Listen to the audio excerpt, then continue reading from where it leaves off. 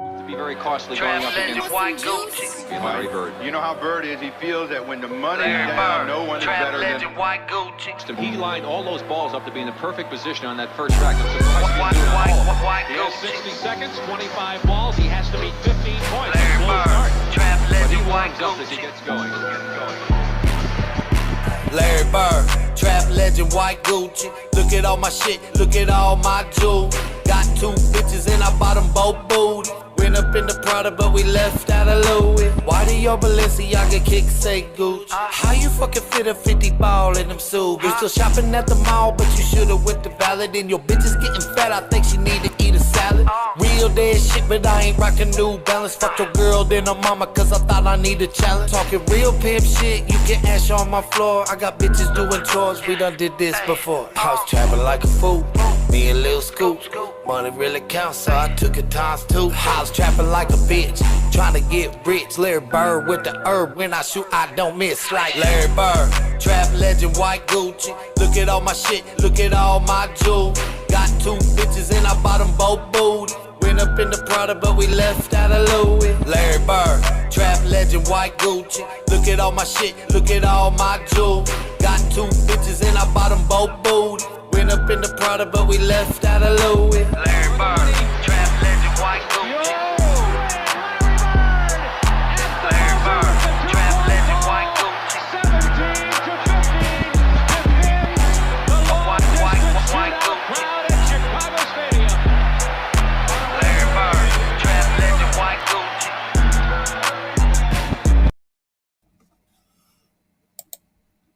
What it is, what it was, what it will be. What up, everybody? It's TripleT. I'm back again with another exciting interview tonight. Tonight we got a special guest coming up here. Y'all may know him from the rundown. You know, I've spoken about him numerous times. I'm a big fan of his music. And even my wife's a fan of his music. And she doesn't get down with the independent lane. She's more of a 80s hairband type of woman. But she really likes this next one that we got coming up. The one, the only, from the great state of Alabama, Mr. TJ Sanders. What's up? What up, TJ? What's How up? you doing? Doing all right, man. How you doing? I'm doing good. Doing real good. Finally All right. made it to the other side of the panel. What's up, chat? I can't So, see all it, right. by the way. You can't see it? I don't know how to do it on here. So if you touch your screen and just roll it up, you should be able to see the chat button. And if you hit it, you'll see the chat. You won't see me, but you'll be able to read the chat. And he's gone. You hit the wrong button. Let's do it like this. I'm gonna just leave it alone. I'm gonna pull it up on my laptop and mute it, and that's what I'm gonna do. And No, I can do it. I can do it like this. Hold on. I'll throw it up on the screen. Cool. That way you can see it. Yeah. All right. So it's not going to be your standard interview where I'm going to ask you the standard questions. I did a little research on you. I'm going to give you your backstory. And anytime if I get something wrong, feel free to correct me. And then we'll go into the actual interview. That way we get all the normal stuff out the way. You okay with that? Yeah. All right. So you started music around the age of 12. After a couple of years, you took a 10-year break and got into dirt track racing. You also used to build drifting cars like Hondas and Toyotas and became a big gearhead because of your dad, who used to rebuild and paint cars in the backyard where he ran his business when you were growing up. You also own your own business in Columbus, Georgia, where you share a shop with one of your best friends, where he works on cars with wrapping and you do window tint on the vehicles. Your favorite car is a 69 Camaro and a 1948 Chevy truck. There was a neighbor who used to live across the street from you, used to have a 1948 Chevy truck, and you used to ride it in as a kid. You also had a chance to buy it, that same truck, many years later for $3,500, but you turned it down to build rice burner cars. That same truck was restored by a family member of the truck where they put 100K into it. You were born and raised in Phoenix City, Alabama, along the Alabama-Georgia state line. You moved to Columbus, Georgia for a short time while your wife was in college. You're married with one child. You have a girl who's 2 and will turn 3 in October. Growing up, you listened to 90s country music, which you feel is the best country music, and hip hop. Your mom was also into hair metal bands. Your favorite hip hop artists are Mac Miller and Yellow Wolf, which you would it would be your dream to collab with both of them before Mac Miller passed away. When you were young, around the age of 18 and 19, you performed at a hot wing joint in a bar in Columbus, Georgia. Your most popular song on YouTube is Grinding in Silence. You released it on January 14, 2025, and it's sitting at 15,650 views. You've collabed with Big Murph on a song called Bet on Me on November 13, 2024, and it's sitting at 2,708 views on YouTube. You also have done songs like The One, Too Proud, Plenty More, My Side, Aladdin, just to name a few. You also released an album called Shadow Sounds and released the album August 1st of 2024, and it's an 8-track album. You're currently sitting at 632 subs on YouTube. Did I forget anything? No, I mean that's pretty accurate. I mean, aside from the moving to Columbus part, I've never lived in Georgia. I moved to Auburn during the time that my wife Oh, was. okay, Auburn. I'm sorry. Yeah, that I mean that's but everything else, yeah, that's pretty accurate. Okay. So here's my first question then. Okay. Why did you take a 10-year break from music, and why did you come back now? Uh, I mean, it was really just to just life, honestly. I mean, at the time when I was doing it, the guys that I was doing it with, I didn't know anything about like recording myself. Like I had a buddy that did all that for me, everything behind the computer. And just everybody not being in the best situation. Some of those guys involved with that, went down some rough days. Let's just say that, and the studio equipment kind of went away, and then I kind of just had nowhere to record, and I just was focusing on just trying to be a normal adult and build a life. So, Okay. Do you have any regrets taking the 10-year break? uh, I mean, kind of, but not really. Like, I mean, I do wonder, like, where I would be at had I not took a 10-year break. But I also know that like back then I wasn't I was really just making music and I didn't understand anything about like the game per se. You know what I'm saying? Like I made music and at that time, at that age, at that like maturity level, I don't know, I was just ignorant to everything. I just felt like, the talent will do it all. I'll just upload this to SoundCloud or something and somehow tomorrow Jay-Z is going to pull up in my driveway with a Lamborghini because I'm the best thing he's ever heard, that's just not reality. You got to put in the work. And I didn't understand any of that. You know what I'm saying? I thought all I had to do was make music and stuff. So, like, back then, even if I would have tried, you know, I don't think I ever really gave it a real try, I guess. But Okay. If you were to go on tour, well, let me ask you this: who would you like to tour when it comes time to go on tour? And do you plan on doing any tours in the future? man, I'd go on tour with about anybody that'd be willing to have me for real. I mean, as long as I could afford to do it and everything. I mean, artist wise, I mean, I guess it just goes back to my favorite artists that are my favorite artist that's still working is Yellow Wolf. I mean, that would be crazy, but I mean, in this lane, I mean, I think more realistic would just be your typical characters. I guess I would just like to be able to get on more of these shows in general that all these guys do. Okay. What can the fans expect from you as an artist this year in 2025 when it comes to your music?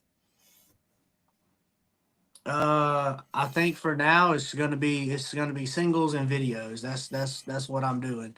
And I'm trying to do them as quick as I can. I'm holding myself to like strictly trying to get one song and video out, one song with a video, um, per month at at the longest. We was able to do one in about 3 weeks this time. We're just kind of restricted on getting everything done. I want to push everything out uh to the fullest that I can, which I've got a few songs that with features and stuff that I'm not going to be able to do that with, uh, but yeah, that's what I would say is just expect to see growth, like visually, and a steady pace dropping. I'm gonna try to do at least like once every 3 weeks or so with a video, hopefully. Have you ever thought about just doing lyric video 2 weeks later, do an actual video, then 2 weeks later a lyric video? That way you're meeting that 1 month goal of dropping a video every month. Yeah, I mean, I could do that, and I might do that. I mean, realistically, like that is almost happening anyways. Like with maybe not with like my songs that are titled for me, but like with the features that I've done for others. Like I've got that "Forgive Me" dropping Thursday, and then I think like that Saturday, right behind it, Larry Belafonte's dropping one that I featured on with him. And there's no visual or nothing to that. I don't know if he done a lyric video or what, but I know it drops. I'm pretty sure Saturday because I think it's the 15th. So um, they've all been sprinkled in. Like I had one I featured on with Tony Tuba, one with Menace that have been put out there. So those are kind of sprinkled in between, and then I've got a few features myself um, with some artists a little bit bigger than myself that I'm going to try to drop, and I'll probably do like some decent lyric videos or something to those. So. You mind saying who they are, or do you want to keep that a secret? Um, I mean, I'll say the ones that I have in my hand. I guess it's my secret to keep. I guess, but I've got a remix or basically. I don't know if I'm gonna take the original Bama Days down, but that first song I ever submitted to the rundown, it now has a verse from Hitman. Um, so that'll get re-released. With his verse on it and hopefully a better mix and master. I'm trying to figure that part out now. And then I have a verse from Hard Target, and I also have a song. Damn. I also have a song with Shaka Hustleman, and we're gonna try to shoot a video for that one. So because he's willing to hop in the car and travel and come shoot a video, so we're probably gonna do that one. And that song is really dope. That song might get performed at the rave. I'm not sure. That's three big daggone features right there. Yeah. And I've got others that I've talked to that said that they will work. And I've been so busy with everything else, I haven't made the right song yet for them because I'm real particular on that. Like if I do a song with a certain artist, I want that song to, be something that's kind of, up their alley, so to speak. So Understandable. Understandable. That's dope then. So basically, what you're saying in a nutshell is at least one video a month for the rest of the year is what you're shooting for. yeah, that's what I'm shooting for. I'm hoping to do a video a month for until whenever. And honestly, I hope to like maybe later this year even be able to pick up the pace. It's really just about us getting all of our ducks in a row and just getting a rhythm down because we're still learning a lot right now. So like we're shooting our own videos, like the Plenty More video was shot and edited by somebody else, but Grinding in Silence was shot by us, edited by us or by me, and then the next one coming is the same situation. So we're gonna probably keep that formula and keep doing that and just try to get better at it and quicker at it. Okay. Now, when you say being shot by us, is it you and who else? You and your wife, or is it Me, just all you? me, and the homie. His name's Eric Ortiz. He's another artist as well. He's local to me. He's the one that actually got me back into music after that 10-year break. So he's got a really nice camera, and so we, kind of been doing just the run and guns type stuff, and we'll go out on the weekends and shoot a video, and then I've been doing in the editing on Like I done the editing on Grinding in Silence, and I done the editing on the next one dropping Thursday called Forgive Me. Okay. Now, when you were doing dirt track, first of all, how did you get into dirt track? Is the first question. The second question, when you were doing dirt track racing, nobody knew that you actually did music. Why not? I just I've just never been the type to go around telling people that, hey, I'm a rapper. Like I just, you know, the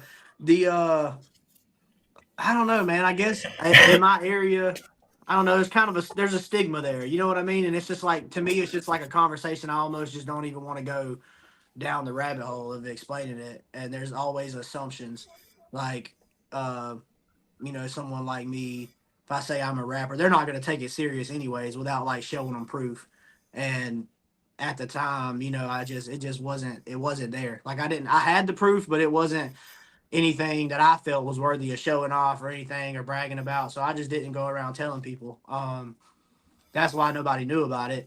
With as far as like how I got into dirt track racing, it's just like you said. I mean, I grew up around cars and hot rods and stuff, and I've just always been into anything motorsports. I mean, when I was a kid, it was X Games, the motocross stuff I watched, and we done everything that a lot of kids and '90s kids did. The skateboarding, tried to be BMXers, and we had four wheelers and dirt bikes and all that kind of stuff. So I've just always enjoyed anything, especially like motorsports. Always been my favorite.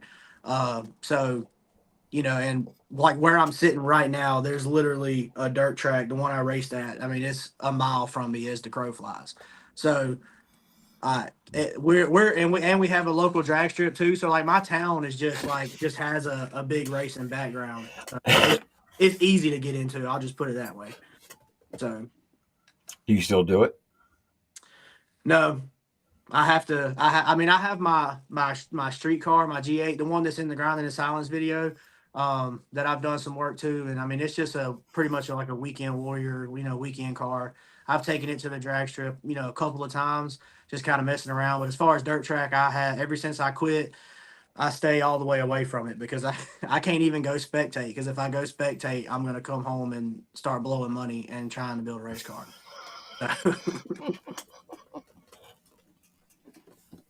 Boys with their toys can get expensive, as my wife would say. Yeah, I know the exact feeling. You get that bug, you just want to jump all the way into it. Yeah, man. And then I got so many friends out there, man. It's hard to stay. It's a good time out there, man. And it's just hard to stay. It's something that's really addicting and really hard to stay away from. Well, hopefully one day you can get like Jesse Howard because he's the Oh, same way. He drag races up in Ohio. He has his own dragster. He has that big ass Nova that he has. mhm. So he said he sings the race. He wanted Yeah, to make enough money to where he can buy himself a nice race car, and he did. I feel that shit gets expensive, man. And I ain't even done no expensive. I ain't even done nothing on the level that he's doing it. I mean, but I know what I've got in my little weekend car, and it ain't even really that fast for real. But I know what I've got in it, and I know what I spent on the lowest level class at the dirt track that you could get into. And I mean, I know on average, what I spent doing it. And I mean, it ain't cheap. You constantly breaking it. You breaking it, fixing it, erasing it, repeat. That's what they say. Yeah, kind of like owning a Harley. Yeah. Boats, You all ride a that Harley. Yeah, you side ride a by Harley side. for an. Yeah, you ride a Harley for an hour. You're gonna work on it for 6. Hmm. All right. So here's my next question. Now that you're a father of a beautiful young girl, how has that changed you as a person and as an artist? Mm, I mean, as a person, just uh patience is real. That's a real she tests that constantly. She's helping me, and that's always been one of my weaknesses. Like younger, is just like I just kind of short temper, short patience, or whatever. And which honestly, like the type of work that I do, I forced myself through it. It taught me some of that. I'm thankful that I taught myself a little bit more patience before she came along.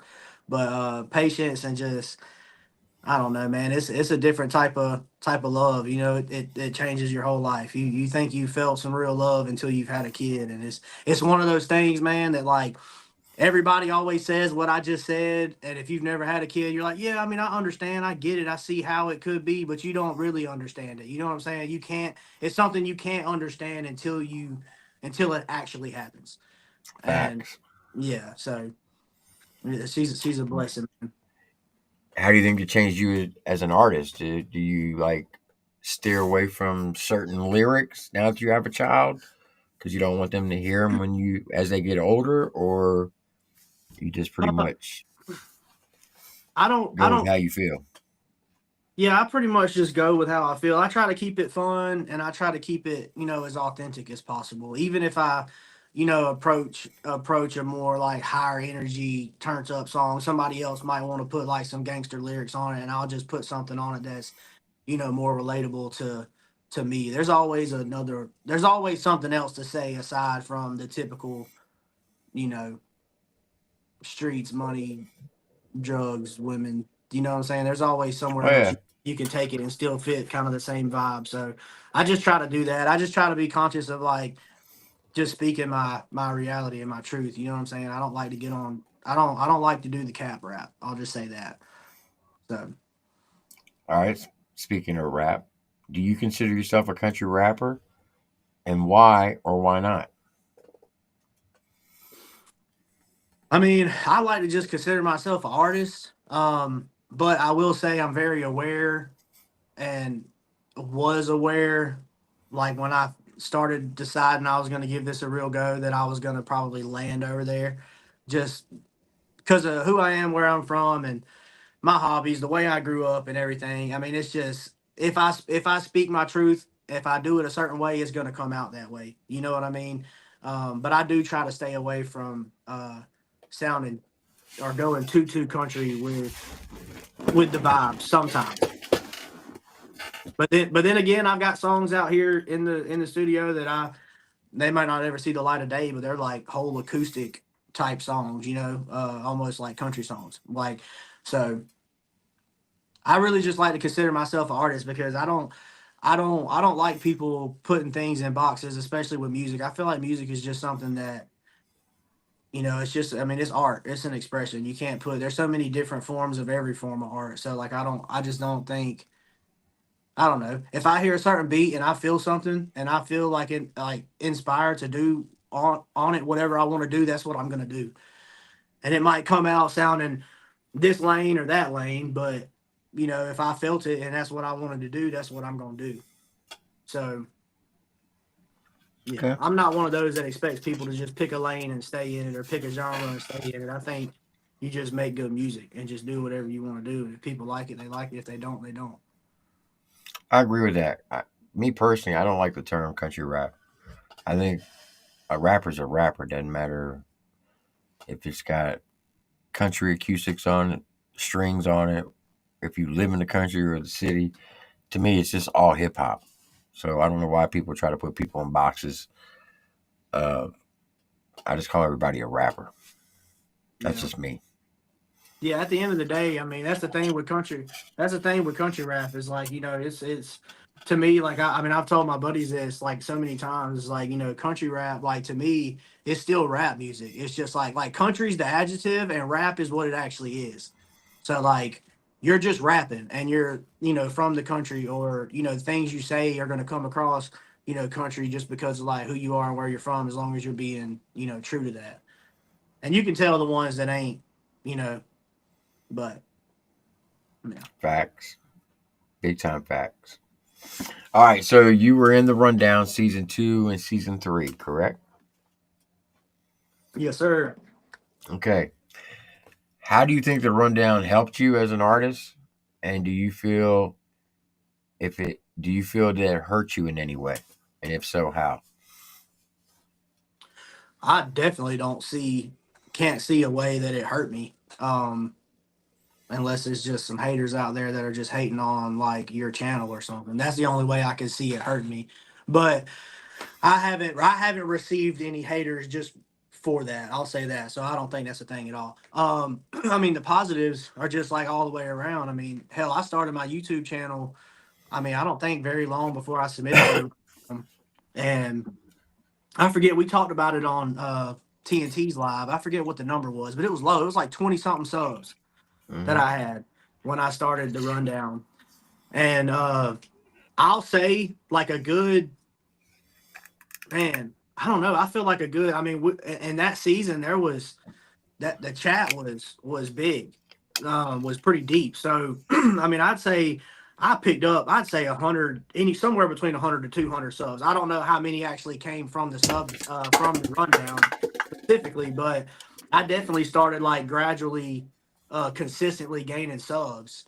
Um, the way that it helped me, I mean that's obviously a big help, and just getting people familiar with me because nobody in this lane at all knew who I was. Like nobody. I mean, it was the fire, and I seen results immediately. I mean, hell, the Bama days, like Hitman's got that verse coming on Bama days because of the rundown. Like he was watching in the chat. I don't know if he was watching the rerun or what, but I mean, he reached out to me like a day or two later, just the first time my song was ever played on here, and one of the comments on from one of the judges was that the song was too short, and it's only got one verse on it, and he was like, "Yo, let me put a second verse on it." So, I mean, immediately, you know what I'm saying, and then there's the the whole aspect of just it lights a fire under your ass too. You know what I'm saying? It forces you to go a little bit harder, to to work a little bit harder and be more consistent, because I was one of those that was sitting out here making songs for the rundown. I wasn't just submitting old music, like, because I'm the type that I'll get burnt out on my songs so fast that I won't even have the confidence to send them, especially for a competition. You know what I mean? Right. And then I'm in my head about what the judges want to hear and who I'm going up against and all this. And I would wait, and see, what I'm up against and try to, make a song to hopefully come with the right energy. So I mean, it just lights a different type of fire under you for sure. And yeah, I don't know. I think it really helped me kind of get back into rhythm, or get in a rhythm that I was probably never in to begin with, if I'm being honest. So Okay. All right. Well, this goes into my next question then.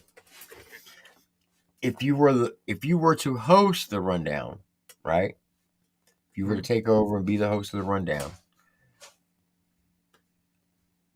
what would you do to make it better? mm,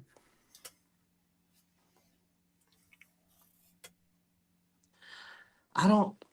I mean, I think y'all got it running pretty smooth now. One of the things that I felt like needed to be changed, which I think y'all already kind of started leaning towards that this season. Y'all started picking up on it.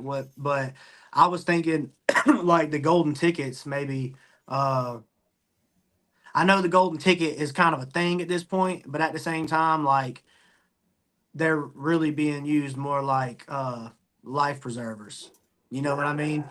So Mm-hmm. I mean, y'all kind of started catching on to that. I feel like some this season, but like if this guy's gonna lose, but you want him to go on, but this guy's better. Like I almost feel like the person that had the better song, they should be the ones getting catapulted to the winner circle. The guy that was gonna lose and caught a golden ticket really ended up kind of getting a little Skipping the extra pass. line. Right. Like Yeah. he should be the one to have to stick around and prove himself. So, because he came with the weaker song. So I don't know. I might would, which I think it works both ways. But I mean that was one thing that I kind of thought of as far as maybe not having a golden ticket, but having like a life preserver.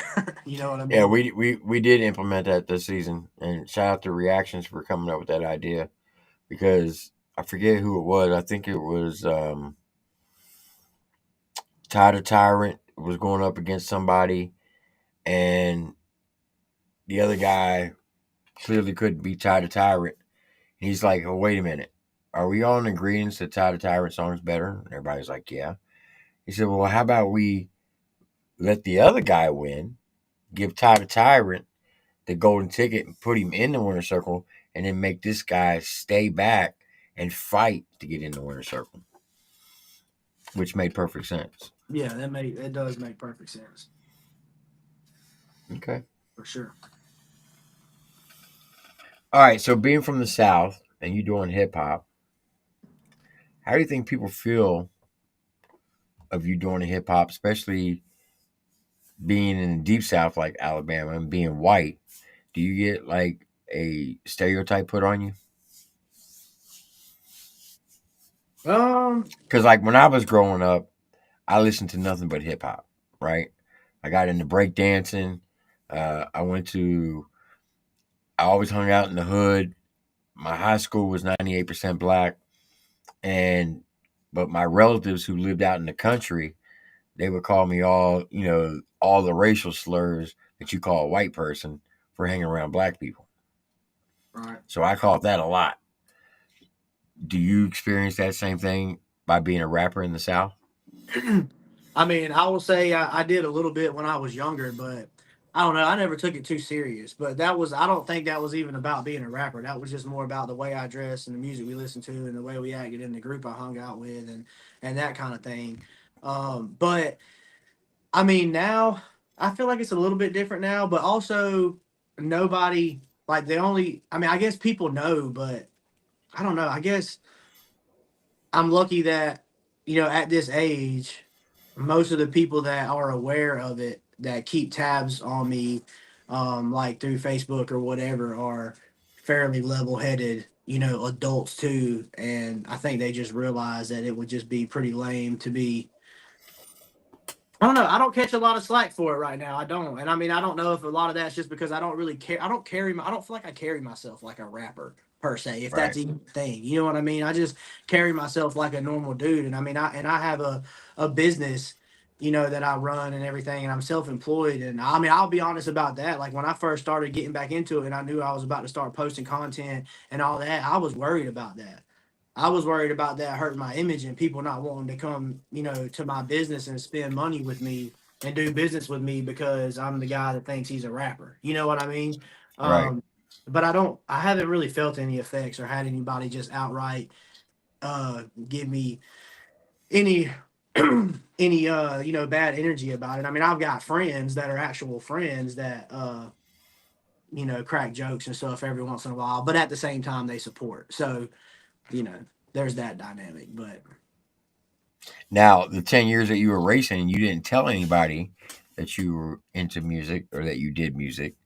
Now that you're into music and you're doing music and you're putting music out, do people in your community know that you're an artist? yeah, they definitely know. Um, yeah, they definitely know. Do they support you with it? A good chunk of them do. Yeah, the ones that I would expect to do. I'll say that. But at the same time, I don't expect anybody to. If that makes any sense. Yeah, that makes perfect sense. That was something I had to come to grips with too. Was just the fact that like there was a shock factor in the beginning when I started doing it from all the people that I had, kind of gained friendships with and stuff that were unaware of the music. And then when I dropped, like the first little snippet, I think it was Bama Days. I mean, it went by my numbers, anyways. It went crazy on my personal Facebook. Like, a lot of people shared it, a lot of people liked it, a lot of people interacted with it, a lot of people said good things about it and got all fired up about it and where did this come from. And I told my buddy, he was like, man, you get so much love locally. I was like, it's gonna go away, watch. And he was like, why do you think that? I was like, because it's just a shock factor right now, but like now that I'm on their news feed every day rapping, they got other stuff to do, you know what I'm saying? They're just living their life. So it's and most of them don't understand how important like the likes and the shares and the comments are. You know what I mean? So a lot of them Right. just don't do it. They might see it and scroll past it and not hit the like button or hit comment or share, but that doesn't necessarily mean that they're like hating on you or preying on your downfall or nothing like that. They might actually just scroll past it and be like, dang, glad to see TJ doing this thing, and then just keep it moving and never really even think about, you know, hitting the like button or whatever. So you just got to catch the ones that really, really, really want to support. So, I live in a town that's probably got about 36,000 people population. And there's maybe only 3 people in my town know that I do YouTube yeah. because I don't advertise it. And I often wonder if I did advertise in my local area, would my channel go up? Would it go down? Or would it stay the same? I don't know. Maybe I'm going to try that one day. Have you ever thought about that? Is like promoting yourself in your community? I mean, yeah, but I haven't done it yet. I mean, me and my buddies talked about stuff like that, like doing local shows and stuff like that. But I don't have a lot of experiences with shows, and I told him I was like, I almost feel like I would be less nervous performing out of town than I would be like right here at home. You know what I'm saying? To try to make a big deal of something and do it myself, and then like either nobody comes support or everybody shows up with like crazy expectations that maybe I can't deliver on because it's my first time. I mean, I don't know. But then again, at the same time, there's a lot of local artists around here that um, don't even know about me because I'm really in a different. There's nobody in my area. There's a handful in my area that are in this lane, but most of the people in this area, like Columbus, Georgia, is real big, like drill rap and stuff. So if you look up, matter of fact, they've done a documentary on I think it's on Amazon Prime, Amazon movies or whatever. Uh, it's called Colga, and they're doing the same stuff that they were doing up wherever it was. You know, they're rapping about taking each other out and actually doing it. And like the crime rate's crazy. They done had like a crazy bust and took down like 100 and something people on some gang affiliation, drug charges and stuff like that. So that's the type of rap and stuff that's in my area. So as far as like getting on shows and getting in like with the local scene, there's not one for me to be involved with. You know what I'm saying? So So the last time that you performed was many, many years ago. I'm gonna give you a little bit of a tip. So when you go to the rave, it'll help you out. Because if you're able to shoot a music video like you have done, you shouldn't have any problem being on stage. But I will tell you a little secret that a lot of artists do on stage. Doesn't matter what time of day it is, they all wear sunglasses. mm, So that way the crowd can't see your eyes. So if you get up there and you get too nervous, just close your eyes and just rap. yeah. We'll be in the middle of the summer, so I mean, I'll have a good excuse to wear sunglasses. Maybe I will. I thought you were going to tell me to picture everybody naked. No, no. Half those people I would not want to picture naked because that would daggone give me nightmares. Like, Yeah. no, I can't go up there. I'm too depressed. But no, seriously, just get a pair of sunglasses that are dark. Doesn't matter what time of day it is. If you're performing it, if your set comes up at nighttime, put your sunglasses on because you're gonna have the stage lights up there anyway, and they're gonna be shining on you, but you're gonna be bright. And put your glasses on, and if you get nervous, just close your eyes and just rap into the mic. Oh yeah. Yeah. Well, I You was know what I'm already saying? just as far as like the performance side of it. I was already picturing like it'll probably just be like doing a music video, except there'll just be people in front of me and not a camera. But yeah, Yeah. yeah. How does your mom and dad feel that you're doing rap music? So my dad's super proud of me. He's happy to see me getting back into it. And my mom passed away about a year or Um, so ago. Yeah, I'm sorry to hear that. I didn't know that. yeah, I apologize. yeah.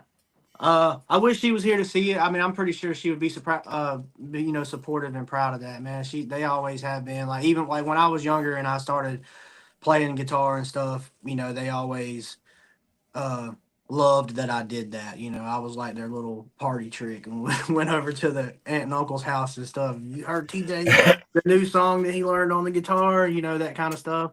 So Do you still they're play the guitar? I tried to pick it back up every once in a while and just knock the rust off, but I just haven't been consistent enough with it to I did the same thing with it like I did with the rapping. I mean, I put it down.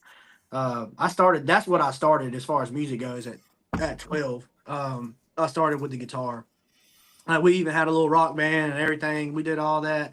And then I just kind of grew out of it and started, being a teenager and a hoodlum and running the streets and that kind of stuff, and then late teens got into rapping, and then decided to be an adult, and yeah. And but I quit. I put down the guitar, probably right before I started rapping, or just I ain't gonna say put it down, but I just kind of grew away from it, played it less and less and less, and then and then eventually I just didn't. Molly. But yeah, lately Yeah. I just restring my guitar, and I've been picking it up every once in a while. I haven't actually picked it up in a couple weeks, but I went a couple weeks there trying to pick it up every day, every other day. But that's one of those things, man, that requires so much muscle memory. I almost just don't even have the time to spend on it right now, if I'm being Right. honest. Yeah, takes a lot of What did repetition. your wife think when you decided to get back into music? Oh, she's supportive 100%. She was supportive of me back then, before I ever quit. She used to hang out in the studio with us and all that stuff. So Oh, so she you knew started. your wife back. You knew your wife when you were all kids. Oh yeah, yeah. Me and my wife's been together since 2011.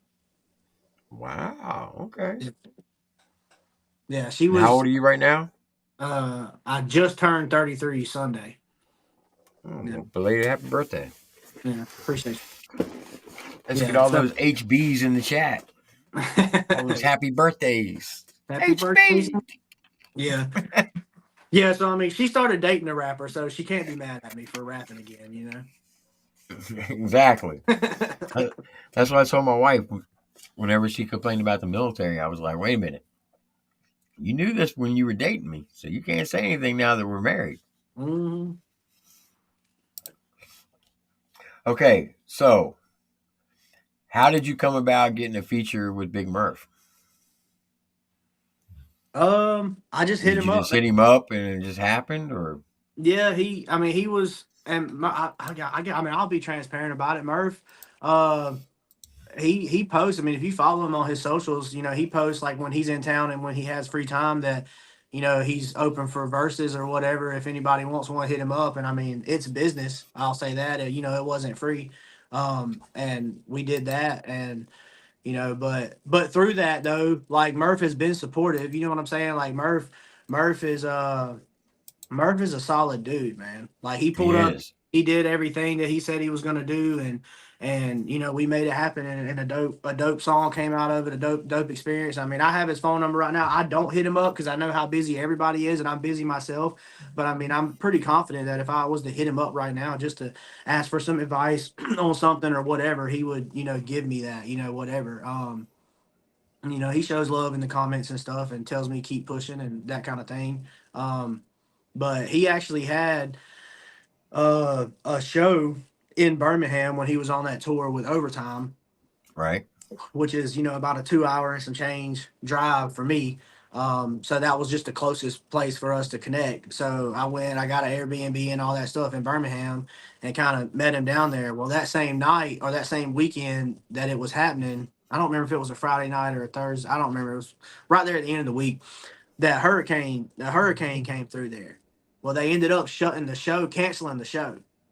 And he was already halfway on the way. Everybody else on the tour turned around and went back the other direction because I think he was coming from Tennessee, driving to Birmingham, and the show they had, I think, right after that one that they were still doing was in Tennessee. And so right, when I seen like on Facebook that the show had got canceled, I was nervous that dang, I done got this Airbnb and all this, and he wasn't gonna pull up. And he hit me up. He was letting me know what was going on. He was like, "I'm still coming though." So, you know, he still ended up driving way out. What ended up being way out of his way to, make sure we got the video in and stuff. So, love for that because he really didn't have to do that. He could have just easily said, "Hey, show's canceled. We're not coming to town anymore." you know. right. So, but he didn't No, do that. I've had a couple opportunities to chop it up with Murph. Once in North Carolina, and then the last time was at Justin Tom's birthday bash. And every time I've talked to him, he's been very respectful. He'll give you his undivided attention. He doesn't think he's better than anybody because he's an artist. Um, and we just talked about just normal stuff, and that's what I like about him. He's just down to earth, and he's actually kind of funny too. He got a very comical side to him. Yeah, yeah. Yeah, he's cool. It's funny because like my buddy was I told him when he pulled up, I was like, look, man, because I know how he is. I was like, look, don't be asking him a ton of questions and stuff, man. We're just gonna be normal people. We're gonna shoot this music video. We'll kick it, and he'll hang out as much as he wants to hang out, and it'll be what it'll be. But we're gonna get the job done, whatever. It ain't got to be no big, whatever. And man, on the way back from the little parking garage scene that we got where we're on top of the parking garage. My buddy asked him probably 100 questions, and we only had to drive like 2 miles. But Murph answered. I mean, he answered every one of them. Like he didn't care. I even told him, I was like, quit asking this man so many questions, and he was like, no, it's fine, dude. I'm glad that any way I can help, I'll give any tips, pointers, or whatever you want to know, man. Like hell, ask away. So I mean, yeah, he's super down to earth, man. All right, so the song, your biggest song right now is called "Grind in Silence." Mm-hmm. Why did you write this song? What's the meaning behind it, and what was your mindset when you wrote it?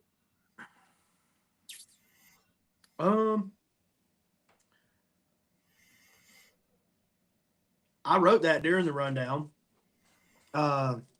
Really just trying to, yeah. It went on season. What was the last season? Well, we're on season 4 right now, right? Yeah. So it was season 3. Yeah. It went the night that Corey was judging, actually. Okay. But it was just the raw, MP3 file or whatever. So, but I mean, the essence of the song is just, going to work, minding my business, and doing what I can for me and trying to better myself. And as long as the sun come up and my babies are okay, there ain't nothing they can take away from me. You know what I'm saying? And that's what I'm working for. Just taking care of myself and living my life, minding my business. Okay. All right. Well, we're gonna check it out if it's okay with you. Oh yeah, absolutely. All right, chat. There's TJ Sanders, Grinding in Silence. You know the reason why he wrote it. You know what his mindset was. Now we're gonna check it out. Let's get it.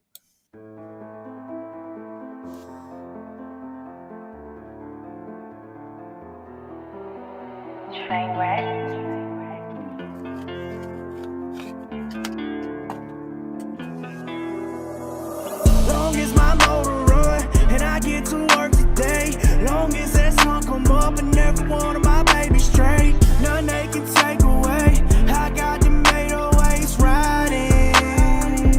I've been grinding in silence, minding my own business, baby. Why don't you try it? Only focus on the things that's considered timeless. You know you can't buy it. I hope they realize it. I've been grinding in silence. I just stick to my own. Honestly, no sense in hitting my phone. I pay my tuition, I get what it costs. I'm minding my business, I'm burying bones. Carry along, you never involved with me in the struggle. Can't stand by the throne. Tell by the tone, I'm dead ass. Hustle on steadfast, move the way amateurs won't. The LS too strong. You ain't gon' catch me, you might as well wait me out. Built this myself, it ain't breaking down. Let's a telephone pole wrap the frame around. But I've chilled out these days, only taking routes. That's gon' help me put food in my baby's mouth. That's one of them things, ain't no way around. Daddy ain't raised a slouch. I'ma take all the chances and better my chances. Do what I can, they ain't give me no pamphlet. Hearing the moans of the ghosts, like y'all want me to perish. They talk on my shoulder like Paris. Struck through the mud like Polaris. Used to move careless. Now I move quiet as Aries. Hand on the wheel and I hear what the check is. And I do not care it. Long as my motor run and I get to work today, long as that sun come up and every one of my babies straight, none they can take away. I got the made always riding. I've been grinding in silence, minding my own business, baby. Why don't you try it? Only focus on the things that's considered timeless. You know you can't buy it. I hope they realize it. I've been grinding in silence. Look, I ain't reppin', but I move like a G the way Wayne said it. Then silently all the imposters and rivalries fall to the side cause we stay ready. They fake sketchy, I've been leaning on mine like a cane handle. Fast forward, we ain't on the same level. Put me in the spot where I can't help them. Don't like it, then change channels. I'm grinding on mute. When there's no competition, no way I can lose. Cut them off, ain't got a crew. break out the booze, count change with my boo. TJ don't play by the rules. You fell for the trap, the chains on your boots. I stepped to the back and gave you the room. I fed you the slack, you gave me the proof. Put them to the side, it ain't never miss them. Now the boys I got sliders like crystals. Moving in silence, I ride with some ninjas. Do what I got, I'm minding my business. House on the hill with the privacy fences, the kind I envision. Drive my ambition, grinding's a gift in a life without privilege. I finally get it and I'ma be chillin' this. Long as my motor run and I get to work today. Long as that sun come up and every one of my babies straight. Nothing they can take away. I got the made always riding. I've been grinding in silence, minding my own business, baby. Why don't you try it? Only focus on the things that's considered timeless. You know you can't buy it. I hope they realize it. I've been grinding in silence.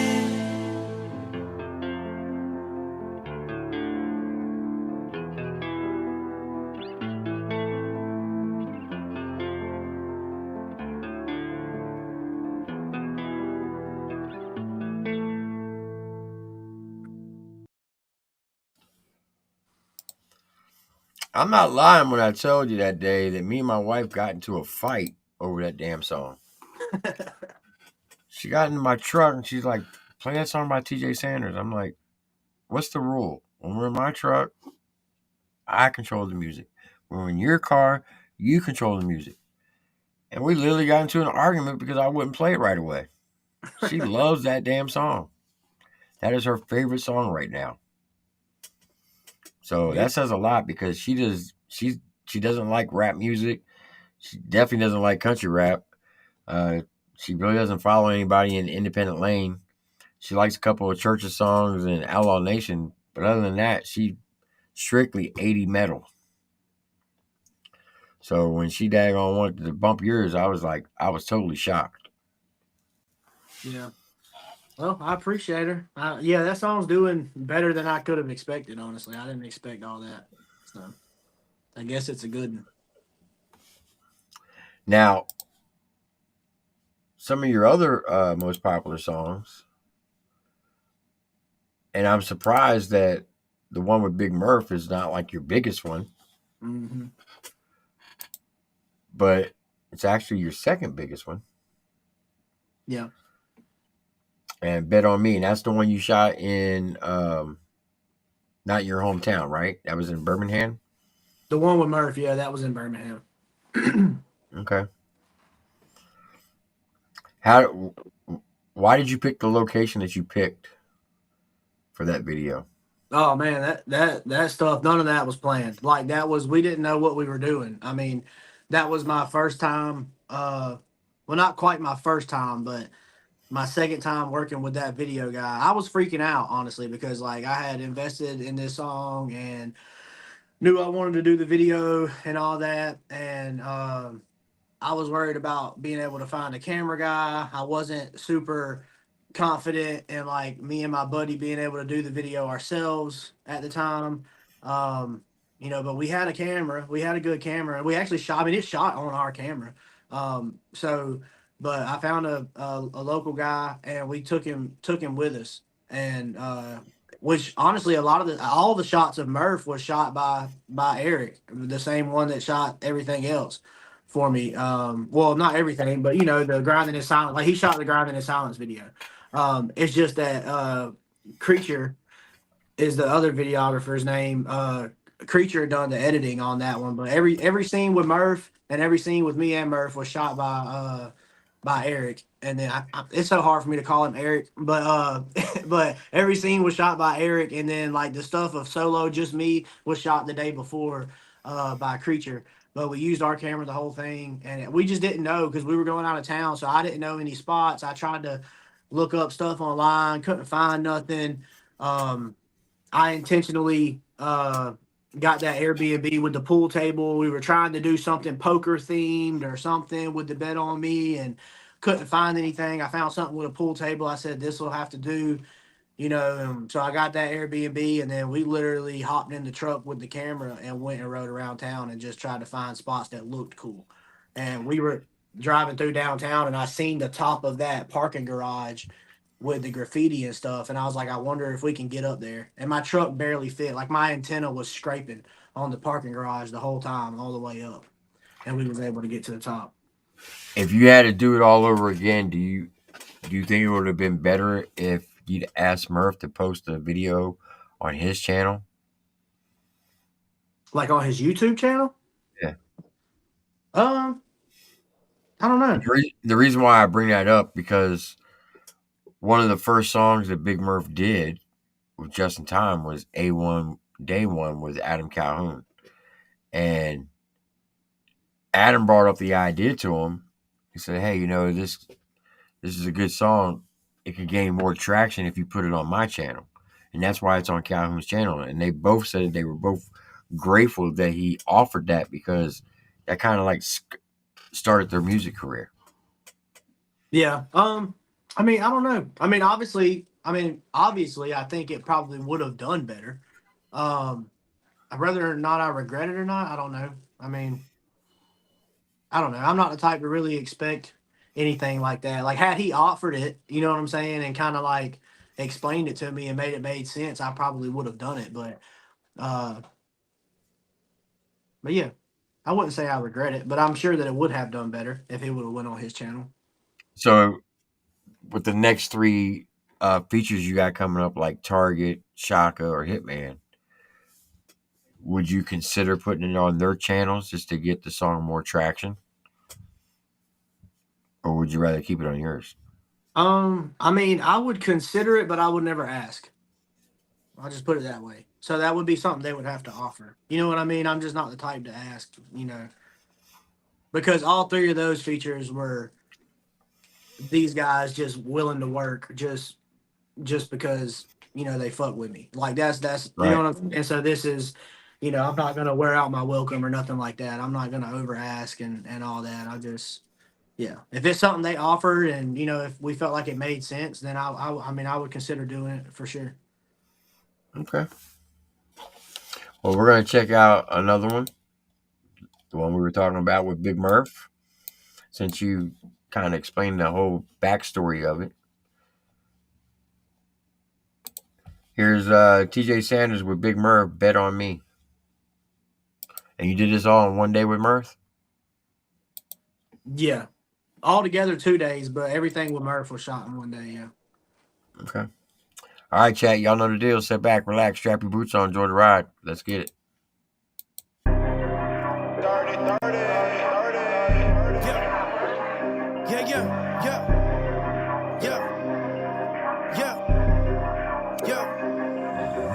How come when they showing love, it come off like it's shade? They think they left me hanging, they was really in the way. Let them leave, let them leave, let them leave, let them leave, let them leave, let them leave. Now it's looking like I'm about to get there either way. Told them let me call the plays, it's really too bad they ain't. Bet on me, bet on me, bet on me, bet on me, bet on me, bet on me. I hit the stage and get them jumping like it's double dutch. Bet on me, this king shit just like a royal flush. I roll a Dutch and light it up, yeah, you can smell the musk. I hit the track and light it up like I done popped the clutch. Clutching on that pistol, that thing pack a punch. Headed to the bank with a pack of funds. You get eager too if you got the guts. But it's gonna be some work, you better pack a lunch. Had a team back in the past, they dropped me like a baseline. Said I was dope, but I was broke, they couldn't afford to pay mine. Don't hit me up and pretend we tough, just face it, we can't FaceTime. Cause now I'm up my pocket stuff like obese people's waistlines. How come when they showing love, it come off like it's shade? They think they left me hanging, they was really in the way. Let them leave, let them leave, let them leave, let them leave, let them leave, let them leave. Now it's looking like I'm about to get there either way. Told them let me call the plays, it's really too bad they ain't. Bet on me, bet on me, bet on me, bet on me, bet on me, bet on me, bet on me. Hey, just know we never fold to win this. Crush time, we throwing chips, it's on 10 like bowling pins. This wave will get you motion sickness. Boxes in, we over fences. Flow legit, ain't no restrictions. Rolling till the motor spitting, sputter, smoking, ticking. On the mission, lost your privilege when your true colors shine through. You might not ever got over on me, bitch, but you tried to. Call signs through my side view. Stay home, we gon' slide through. Revolver on my hip like it's high noon. Yeah, say your grace, go on, count your days. Told them let me call the plays, ain't got time to play. This ain't a phase, we really on the way. Fuck weaving through this maze, I'ma clear my own lane. How come when they showing love, it come off like it's shade? They think they left me hanging, they was really in the way. Let them leave, let them leave, let them leave, let them leave, let them leave, let them leave. Now it's looking like I'm about to get there either way. Told them let me call the plays, it's really too bad they ain't. Bet on me, bet on me, bet on me, bet on me, bet on me, bet on me.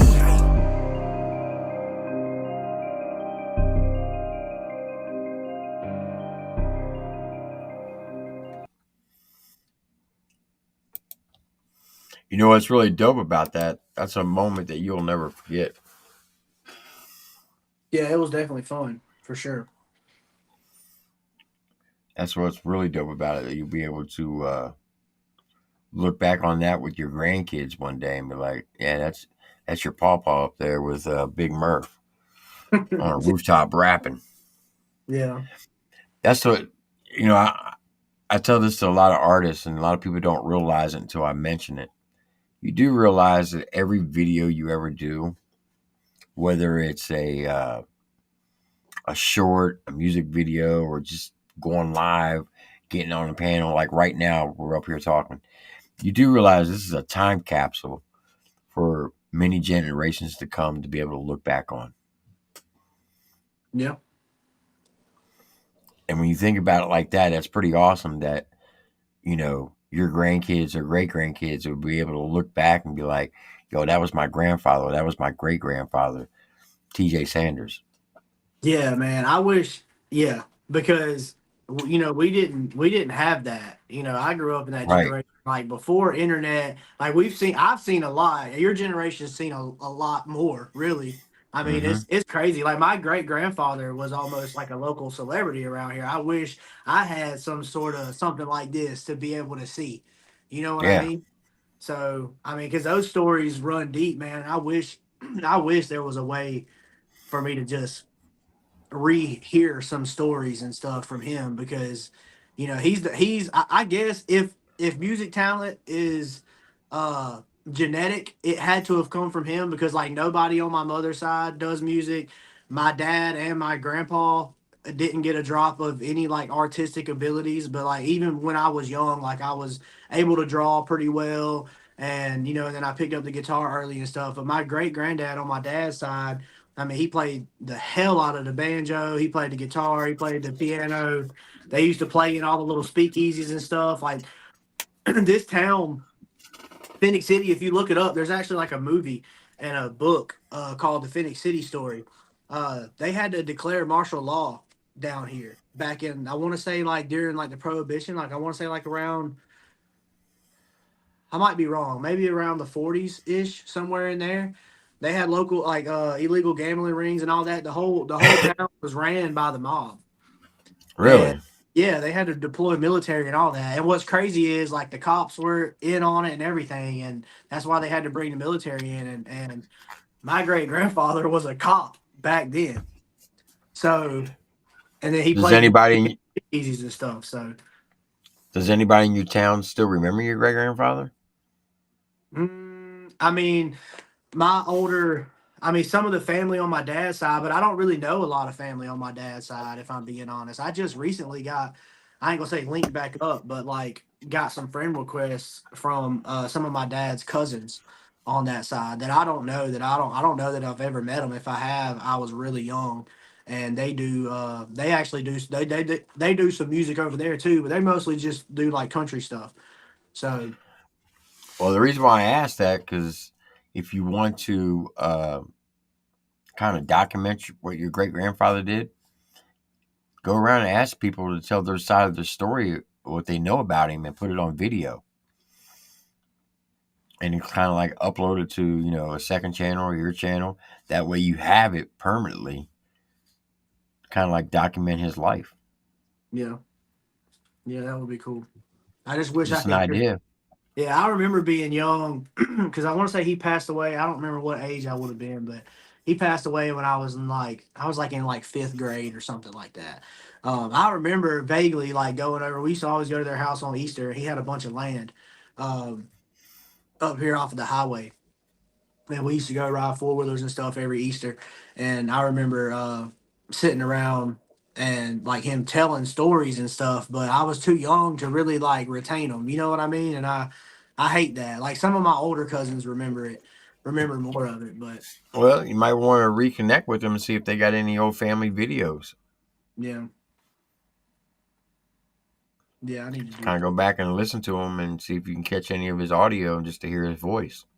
Yeah, I think my dad's got, or he had at one point some old cassette tapes of their band, and they play bluegrass, so like their old bluegrass band and stuff. So I think I'll have to see if my dad can dig some of the cassettes up, if I can figure out a way to uh maybe like digitally reserve them or something like that.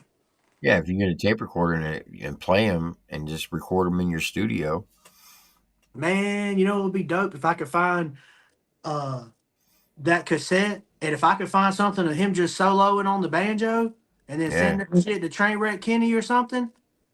and have him redo it Oh yeah, and then put it in your next song with him like yeah, in the background yeah, vocals. That would be dope. yeah, like a sample. Yeah, get Trainwreck Kenny Yeah, beat out of it or something. If we could get some clean enough audio, and yeah, that would be dope. I'm gonna have to I'm gonna have to look into that. yeah, because now you're talking about really making history and Yeah, preserving history. yeah, yeah. That's a dope idea. I'm gonna have to figure that out. And you can call the song Family Tree Mm-hmm. or something to do with heritage or something. Yeah. Hell yeah. That is a good idea. Yeah, it's just a matter of getting some clean audio because you know how they recorded shit back then, man. It's Oh, yeah. already yeah, Yeah. It was yeah, already shitty to begin with. yeah. It's already shitty recordings to begin with, and then get it off of a cassette onto some sort of MP3 or something. So Now, do you have a home studio?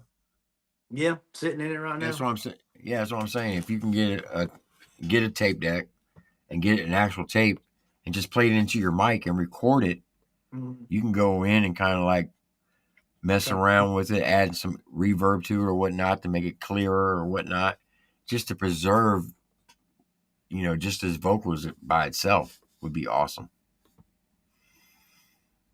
yeah, that would be cool for sure. And then send it to Trainwreck Kenny or City Chief and have them put it into a beat where he's talking in the background, and then you just go right into your part. That would be dope. Yeah. Well, see, I don't think he done much singing though. I think he mostly just played the strings, man. He played the guitar, the banjo, and the piano. I could be wrong, but I'm pretty sure he was mostly stringing. So it would be more like a banjo riff or something. If Yeah, I could get but the if you banjo get it incorporated in the beat, yeah. but if you had any audio of him actually talking, that would Oh, be just dope. like talking, telling stories type stuff. Yeah, Yeah, yeah, that would yeah, be cool too. Yeah, that would be dope. Like if you can find something like that, then record it into your studio, and whatever story he's telling, write a song to it. You know what I mean? oh yeah. I'm gonna definitely have to dig in to that and see if I can come up with something. That'd be a dope idea. All right. Are you ready for the hot seat questions? Oh boy. Was this where you asked me like my favorite sodas and stuff? Mm-hmm. Yeah, I'm Yep. not gonna be fast at this. I'm gonna just go ahead and tell you because I'm the most indecisive. I'm so indecisive, bro. I don't have favorites of anything. So just but go ahead. All right. So this is the 30 question hot seats. This is so everybody can get to know you on a personal level. Whatever comes to your mind first is that blur it out. What is your favorite snack? Uh, uh, chips, I guess. I don't know. Okay. What's your favorite chip? I bounce around, but I mean honestly, I like the original Lay's. And you can't beat those. Yeah. Them or Ruffles. Those are my two favorite. Mhm. What's your favorite soda? Diet Dr. Pepper. That one's easy. All right. Favorite fast food restaurant? Probably Zaxby's. Okay. Favorite ice cream? Plain old vanilla. Bluebell vanilla. Really? Yep, I Just don't want plain no, vanilla. I don't want nothing on it. It ain't broke, don't fix it. I don't want no syrup. I don't want no gummy bears, no sparkles, none of that shit. Just regular old vanilla. Okay. That's respectable. What's your favorite beer? Michelob Ultra. All right. Favorite hard liquor?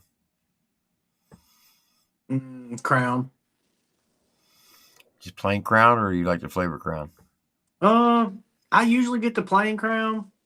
Uh, but right now, lately, I've been drinking that. I've been drinking some Paul Masson because Crown's expensive, but that's pretty good for some cheap, smooth liquor. But and when I do get it, I've been getting like the peach flavor. So maybe next time I get Crown, I'll probably get some peach. Okay. Now, this is always the hardest one to answer for every artist I've ever asked this.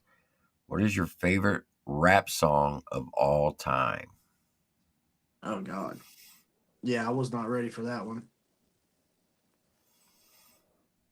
Oh,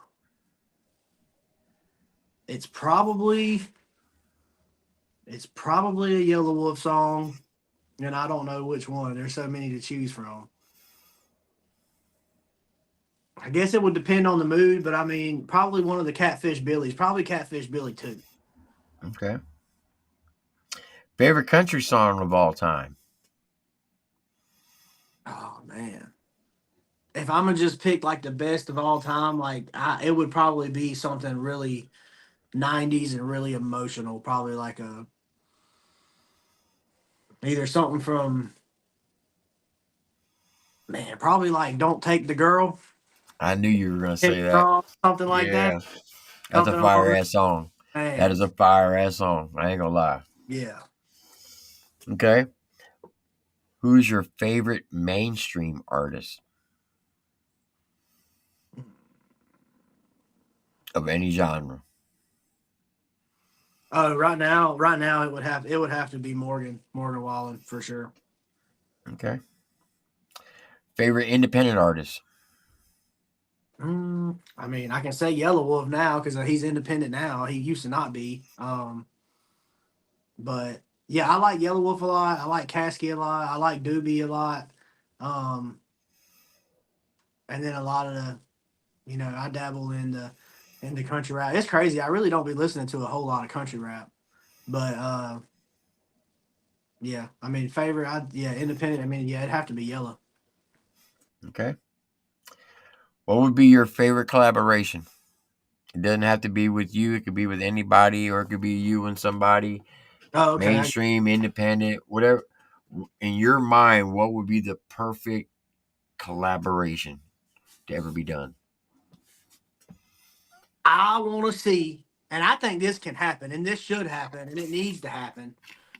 I want to see Yellow Wolf and Broadnax together. I've been wanting to see that since I seen Broadnax. Oh yeah, that'd be dope. That needs Yeah. to happen, and I think that can happen. I think that's a realistic. I would love to see that happen, and I think that would be I think crazy. you're right. I think it is very possible to happen. Yeah, that would be a dope collaboration. All right, what's your favorite TV show presently? Oh, I mean, I got a bunch of series. I don't keep up with new stuff. I'm bad about circulating old stuff. Right now I'm currently rewatching. Well, I say right now, I haven't watched it in about a week, but when I got time, I've been rewatching the 100. And then one of my favorites of all time, I got a bunch, but Breaking Bad. I've watched Breaking Bad front to back like 5 times. Okay, that was my next question. Favorite TV show of all time, Breaking Bad. All right, what's your favorite comedy movie? Man.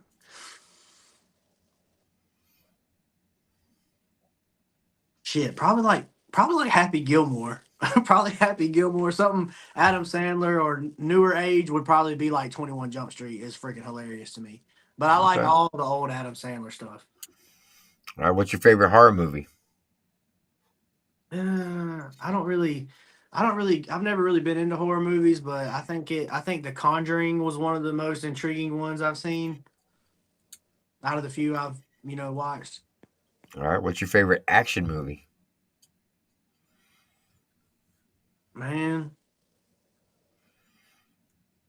probably like the earlier Fast and the Furious before they started turning their cars into spaceships and fighting aliens. Yeah, that's just okay. I'm sorry. Hey, but when okay, I know you're a gearhead, and this is just off topic. Do you know what car they used when they went into space? Wait, I was being. Did they really go to space? You're lying. Yeah, No shit. I haven't look. yeah. I haven't watched since like probably like Fast 7 or 8. I don't know. I lost count, but I swear I did not know they went to space. I said that Mhm. like exaggerating, joking because they keep taking And people. it's actually my favorite car of all time. They really went to space. Yeah, Wow. What did they take to space? a Pontiac Fiera. Dude, that's one of my favorite cars. I'm gonna have a Pontiac Fiera. I'm gonna I put a had Honda motor in the back of it, but I want a Pontiac Fiera. I had a 1989 Pontiac Fiera GT, royal blue, with a gray bottom on the bottom. It had the fin on the back. It was a 6-speed. That bitch was banging, Dude, and it was fast. look, whenever I didn't know what they were, when my wife was in college and I moved out there to Auburn, or when she first moved into her first little duplex or whatever she was living in college, I started going out there, visiting or whatever. And there was a guy across the street that had two of them that were like just pristine, man, just like top notch, Hmm. well kept up. And I had to go talk to him and be like, what are these cars, dude? These things look cool. Like, what are they? He told me what they was, and I've been obsessed with them ever since. When I came back from Desert Storm in 1991, an old lady listed one in the paper, in my local paper. She bought it for her granddaughter. The last year they made them was in '89. She bought it for her granddaughter for a graduation present in high school. Well, the granddaughter, one, didn't know how to drive a stick, and two, she was too scared of it. And it only had 1,200 miles on it. And she sold it to me for $3,500. Hey, dude, if I could find one for $3,500 right now that would like run and drive, and I wouldn't have to like immediately work on it, I would buy one. Hell yeah. Because, I mean, they're almost like a mini Corvette, basically what they are. Yeah, well, they're mid-engine, so I want the. I don't know if it was the. I think it's like I think the one that I want is like a 90, like a 93-ish GT, the one Mm. that actually has the glass window that makes Yeah, it look. they stopped making them in '89. They stopped. Are you sure? Yep. So, but I'm it was trying, one. It was like that last body style where they put the little yeah, glass quarter glass on yeah, it. that's the one I had. Yeah. Yeah, that's the one I want, man. But Yep. I They want to made do it it like from, a little miniature. I want to do it like a little miniature Smokey and the Bandit, dude, and do black. because you can actually take Oh, that car, and that car right there, you can actually buy a kit to make it look like a Lambo. oh yeah, I've got a buddy over in Columbus that does. He's a mechanic, like works for himself by himself, and he works on. He specializes in Hondas and stuff, but he gets into all kinds of stuff. He's got a Honda Odyssey minivan that he put an LS motor in. He was the first one to ever do it, and he's been buying Fieros ever since I showed interest in them because he had one down there, and I went down there to look at it to see if he could get the customer to sell it, and instead of doing that for me, he bought it himself and started looking into them, and then he started buying more and more of them for parts. And he's had at least one or two over the past couple years that had like the Ferrari, Lamborghini kits on them, and you almost can't tell a difference. No, you can't. I'll show you the one I had. I'm gonna show you a red one, but it was blue. These things are. Oh, I love this car. So this was it right here. Yeah, that's the one I want right there. Oh, son of a biscuit. Yeah.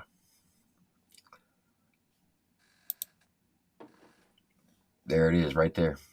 Mm-hmm. And here's even a better looking version of it. Yeah, Yeah, and that's what I have. Yep, and but it that's the was exact model that he had for sale too. That he ended up sneaking me on. yeah. I had a royal blue one. Had the same type of rims, but they had like it was a a blue color to the rim.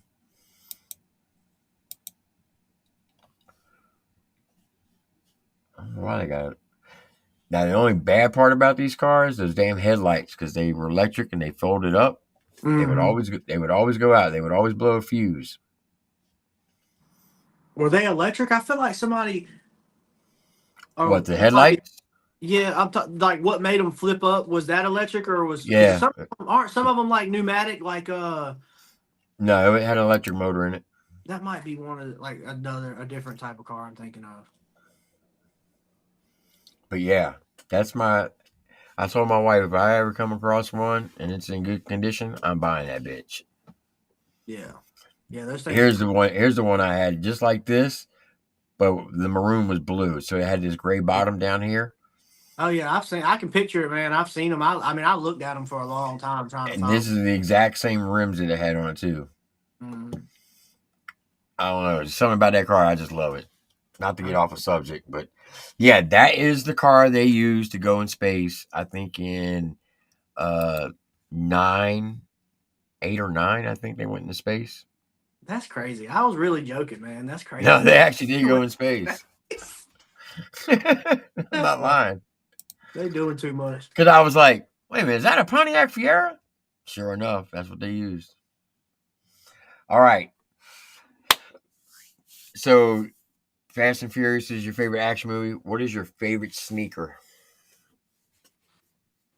Dude, I'm a fat boy, and it's honestly whatever's comfortable. Um, I mean, looks wise, actually, I don't care. I'm not a shoe guy. If I'm being honest, I'm just not a shoe guy. Like lately, I've had like Asics and stuff like that, like to work in and stuff, and then I'll buy like a decent pair of Nikes, like just go out in or whatever. I Um, wear strictly nothing but K Swiss. That's all you ever see me wear. I remember K Swiss were big back in the day when I was in like Always black. yeah All right. What's your favorite sport? football. All right. What I mean, does it depends? Am I watching or am I participating? Either or. I mean, watching, I would say football, like college football, strictly college football, and then yeah, participating would have to be like racing, some sort of racing, like dirt track stuff that I can't do anymore. So All right. Favorite college football team? Georgia Bulldogs. I knew you were going to say that. Disgrace. Disgrace. And I'm from Georgia, and I'm an Alabama fan. I'm from Alabama and I'm a Georgia I'm a fan. Georgia fan. That's crazy. Well, remember, I'm right on the river. I'm right on the Yeah. line. So Yeah. there's a lot of Georgia fans in our area, man. And when I was a kid, my parents wasn't really like, they didn't like force me to like, what I'm saying, be a fan of anything. They didn't really pay attention to college football, as crazy as that is in the South where we're at. But up the street, my buddies I grew up with as a kid, like their dad was diehard Georgia Bulldogs. So like every weekend we were playing football in the front yard while the Bulldogs were playing, and yeah, I just kind of naturally became a Bulldog fan like that. All right. Favorite college basketball? I don't watch basketball at all. But if I was just gonna pull for one, honestly, it'd probably be Auburn because Auburn does pretty good. They're really close to us. They're 30 minutes up the road. So Favorite pro football team? don't care about it. I literally don't have one, man. All right. Favorite pro basketball team? Same answer. Okay. Favorite athlete of all time?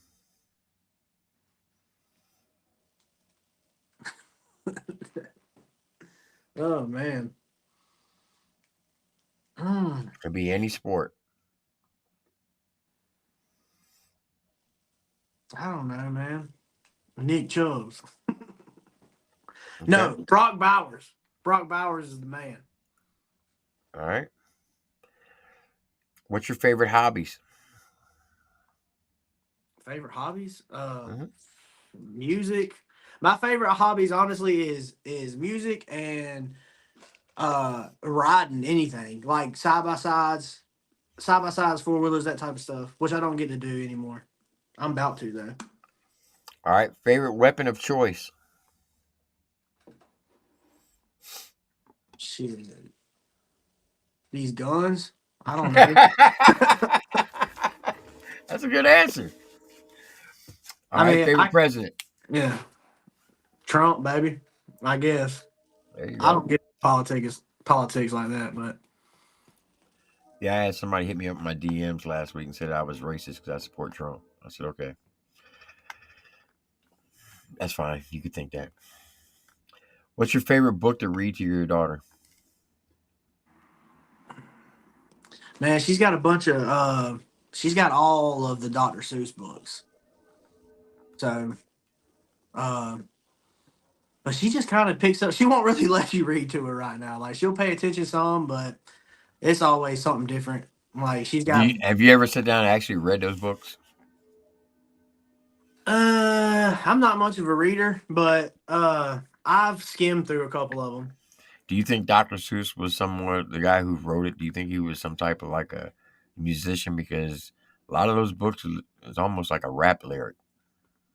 Oh, a lot of them. Not even just the Dr. Seuss stuff. Like a lot of them in general are like kids' books, or maybe all the ones that rhyme. I don't know if all the ones that rhyme are, but yeah, she's got one uh, that we have read through quite a bit, and I don't even know what it's called, but it's like the dog ran from the pig, and the pig ran from the cat, and the cat ran from the fox, and the fox ran Mm-hmm. whatever.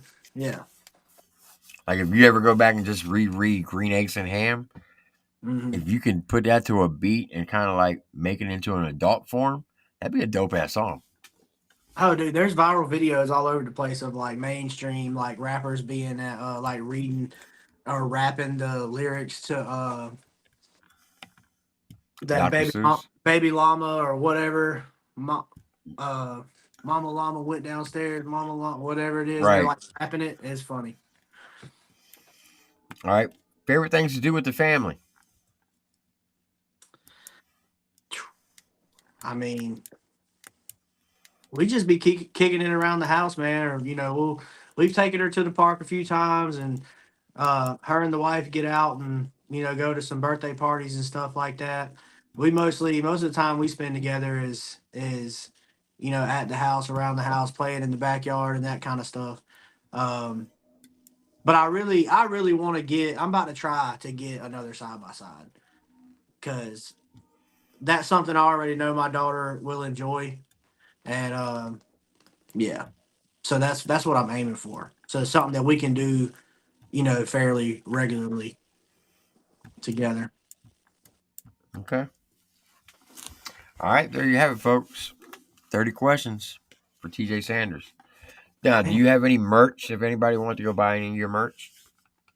No, not currently. We're working on it. We're trying to figure it out before the rave because I really want to go to the rave with some. But we gotta get it figured out. And I mean I I, don't I can yeah, help you with that, and it's free. yeah, I was watching the JJ interview and I was seeing where y'all was talking about that and yeah. I've been noticing how fast you made that trailer made stuff, and I was like, I need to know, I need the sauce, I need whatever it is that T's doing, Yeah, I can cause show it to you tonight. It's too easy. yeah, which Big Mendo, I got a song coming with him, and his old lady offered to help me with it, do it. She does like a similar type thing or whatever. She knows how to set it up. I don't know if you use a different one or whatever, but she offered to help me with it. But then my buddy that who does the custom shoes, Kicks by Famous, I think he's in the chat, but he does custom shoes. I met him way back in the day. He used to do a clothing line and all that stuff, and I think he's more leaning towards us just getting the logo and like buying them and then selling them. Um, but I don't know. We'll see. But my main thing right now is trying to come up with some actual physical merch in my hand that I can take to the rave. If I gotta All right. give it away for free. So if you want, when I end this, don't go nowhere, and I'm going to show you exactly what you need to do. Okay. And it's free to set up. Hell yeah. Okay, so is all your social medias named the same? TJ Sanders Music. Yeah. Yes. Yeah. Okay, so you're on Facebook, you're on Instagram, you have TikTok. Yep. I have TikTok. TikTok's actually my biggest. Well, yeah, it's my biggest, like follower wise. Other than actually YouTube. No, yeah, TikTok's my biggest. Not by much. YouTube's catching Okay. up. I wish the people would Well, follow Instagram. Instagram ain't doing nothing. if everybody looks in the description of this video, you'll see TJ's YouTube channel page link. Click on it, go sub up to him. Make sure you hit that like button, hit that subscribe button, hit that notification bell. That way you know whenever he drops something, because I promise you won't regret it. But I appreciate you coming here doing this tonight. I enjoyed it. I hope you enjoyed it. I hope this wasn't boring in any way. I try to keep it as interesting as possible. And I'm definitely looking forward to your new music that's going to be coming out, especially with Hitman, Shotgun Hustle Man, and Hard Target. Yeah. Hey, speaking of that, I've got a brand new one dropping Thursday at 6:30. It's going to premiere. If y'all go to that link that they dropped in the chat, you'll see it on my page. The premiere's already there. Y'all go hit the bell on that, man. Y'all try to pull up. I'll be in the premiere. It's dropping at 6:30 Eastern time on YouTube on Thursday. So Hell yeah. yeah, I'm really hoping that one does. Man, I don't know if I'm gonna get another Grinding in Silence anytime soon, but I hope so. But this is one of those songs that I really like, and everybody that's heard it just swears it's the best thing I've done. So I would love for people to check that one out. And yes, Triple T, no, this was not boring. I am so thankful for you and everything you do, man. Like we talked about the rundown and stuff earlier, and it's done nothing but help me. I don't see any negatives behind it, man. And everything you do, bringing the smaller artists like myself up here, man. And uh, I don't give a damn what nobody say. You helping, man. You making a difference, and it's greatly appreciated, man. Hey, I appreciate that. All right, folks. I appreciate everybody coming out for this interview with TJ Sanders. I'm Triple T. This is TJ Sanders. I'll see you on the next one. Y'all have a blessed one. TJ don't go nowhere. And we out this joint.